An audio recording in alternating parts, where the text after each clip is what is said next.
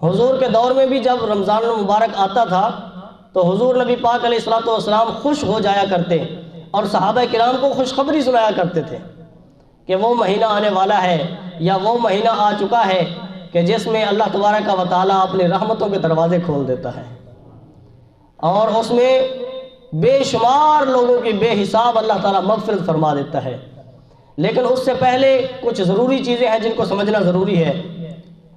سب سے پہلی بات یہ کہ ماہ رمضان المبارک کا استقبال کرنا بھی انسان کو آتا ہو، رمضان المبارک کی قدر اور رمضان المبارک کا جو احترام ہے وہ بھی بندے کو آتا ہو۔ آج کل ہماری صورتحال یہ ہے کہ رمضان المبارک ابھی آتا نہیں ہے تو پہلے ہی لوگ باتیں کر رہے ہوتے ہیں کہ یار مجھ سے اس بار روزے نہیں رکھے جائیں گے۔ ابھی رمضان المبارک آتا نہیں ہے، پہلے ہی لوگ باتیں کر رہے ہوتے ہیں جی اس مرتبہ ہم تراویح تو پڑھ ہی نہیں نہ سکتے، یہ تو مشکل ہے۔ تو اس کی وجہ کیا ہے؟ اس کی وجہ یہ ہے کہ ہمارا ایمان کمزور ہے کہ ابھی رمضان آیا نہیں ہے۔ ہم نے تو رمضان المبارک کا استقبال کرنا تھا، ہم نے تو رمضان المبارک کو خوش آمدید کہنا تھا کیونکہ یہ اللہ کی رحمتیں لے کر آ رہا ہے، لیکن الٹا ہم گناہگار پہلے سے ہو رہے ہوتے ہیں، ابھی رمضان آیا نہیں ہے، ہم پہلے سے گناہگار ہو رہے ہوتے ہیں، گویا کہ ہم اپنی نیت کا یہ اظہار کر رہے ہوتے ہیں کہ ہم نے روزے رکھنے ہی نہیں ہیں۔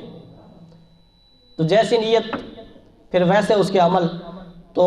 انسان کو اپنی نیت اچھی رکھنی چاہیے اور دل میں یہ عہد کرنا چاہیے کہ انشاءاللہ جو یہ رمضان المبارک آ رہا ہے، سابقہ جو میری غلطیاں کوتاہیاں ہیں ان سے بھی معافی مانگ کے آئندہ انشاءاللہ میں اس رمضان المبارک میں سارے روزے رکھوں گا۔ تو بندے کی اگر یہ پختہ نیت ہو تو پھر اللہ تعالیٰ عمل کی توفیق بھی عطا فرما دیتا ہے، لیکن اگر بندے کی نیت ہی نہ ہو تو پھر بتائیے عمل کرے گا کس طرح جب اس کے دل میں ارادہ ہے ہی نہیں۔ چھوٹی سی بیماری کو بہانہ بنا کر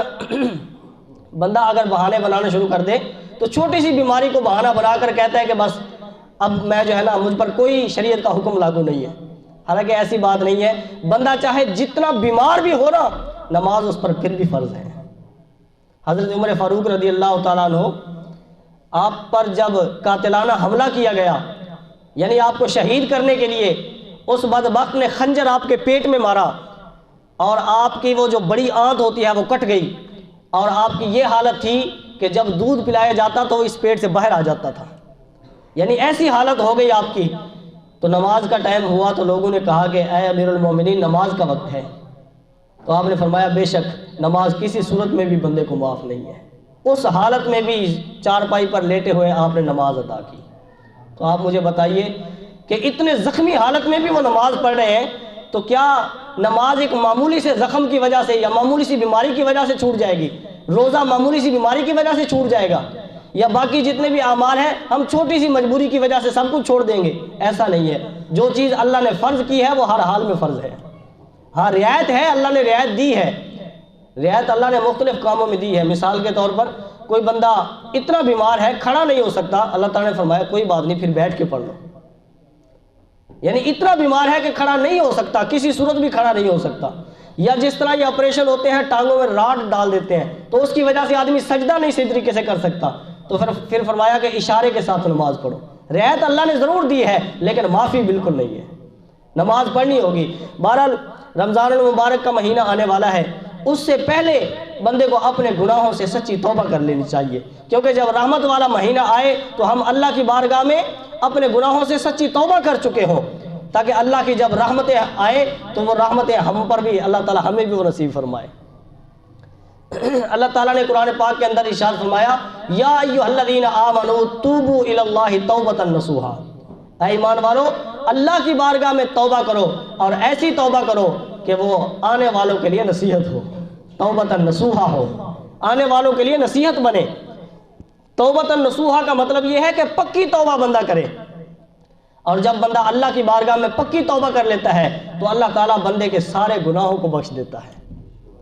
چاہے وہ گناہ کتنی بھی تعداد میں کیوں نہ ہو۔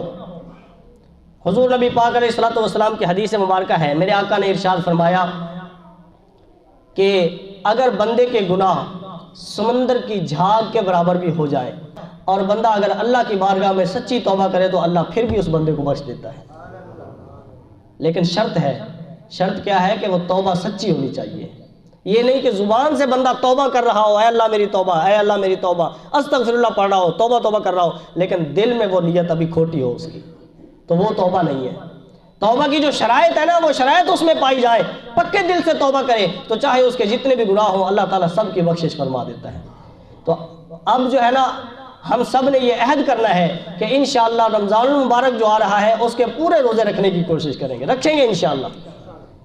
اور تراویح بھی پڑھیں گے انشاءاللہ، اور جتنا ہو سکا صدقہ خیرات بھی کریں گے۔